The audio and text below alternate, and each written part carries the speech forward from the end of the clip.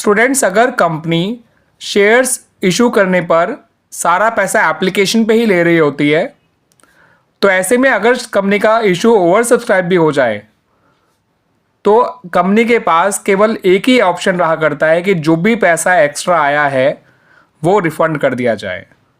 ठीक है स्टूडेंट्स, चाहे company full allotment to some करे और reject all the extra applications कर दे, चाहे कंपनी सभी लोगों को प्रो रेटा बेसिस पे शेयर अलॉट करे, या फिर इन दोनों ऑप्शंस का एक कॉम्बिनेशन वो यूज़ करे, कंपनी के पास जो भी पैसा एक्स्ट्रा आया हुआ है उसको रिफंड करने के अलावा कोई और ऑप्शन होता ही नहीं है।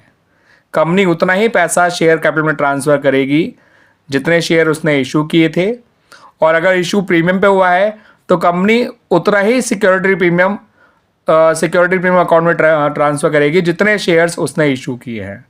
उसके अलावा जो भी पैसा एक्स्ट्रा आया होगा उसे रिफंड करना ही पड़ेगा, चाहे उसने अलॉटमेंट प्रो राटा बेसिस पे किया हो, चाहे उसने अलॉटमेंट करते समय सारी एक्स्ट्रा एप्लीकेशन रिजेक्ट कर दी हो। ठीक है स्टूडेंट्स, अब मेरी इस बात को इस पर्टिकुलर एग्जांपल से आप और अच्छी तरह से समझ लीजिए। स्टूडेंट्स, एक कंपनी ने इशू किए हैं 8,50,000 शेयर्स जिनकी फेस वैल्यू है ₹10, और इनको इशू किया गया है एट अ प्रीमियम ऑफ ₹3 पर शेयर। कंपनी सारा पैसा एप्लीकेशन पे ही ले रही है। अब कंपनी के पास 20 लाख एप्लीकेशंस आ गई हैं, जबकि इशू किए गए थे केवल 8,50,000 शेयर्स बाय द कंपनी। ठीक है स्टूडेंट्स, और कंपनी ने करा क्या कि कंपनी ने 3 लाख एप्लीकेशंस को तो रिजेक्ट कर दिया, उन्हें कोई शेयर नहीं दिया। अब बचे हुए 17 lakh applicants for 17 lakh shares को कंपनी ने अपने ये 8,50,000 शेयर्स दे दिए ऑन प्रो रेटा बेसिस 3 लाख को रिजेक्ट करने के बाद।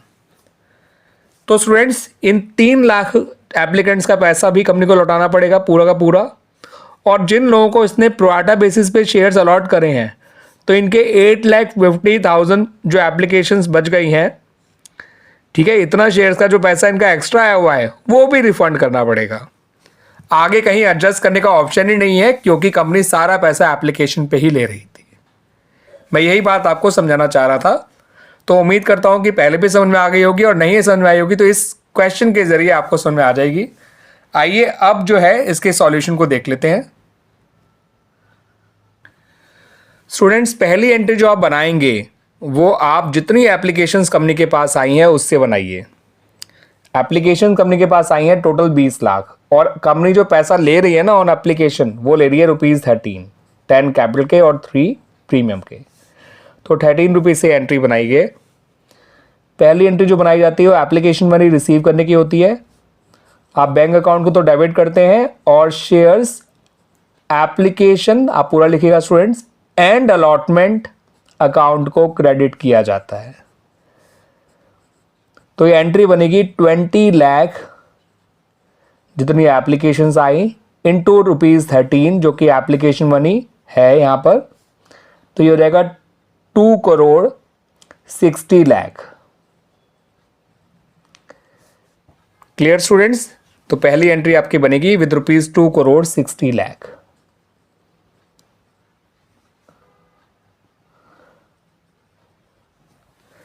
अब जो सेकेंड एंट्री बनाएंगे आप स्टूडेंट्स, तो ध्यान रखिएगा, share application and allotment money, ये share application and allotment account debit हो जाएगा।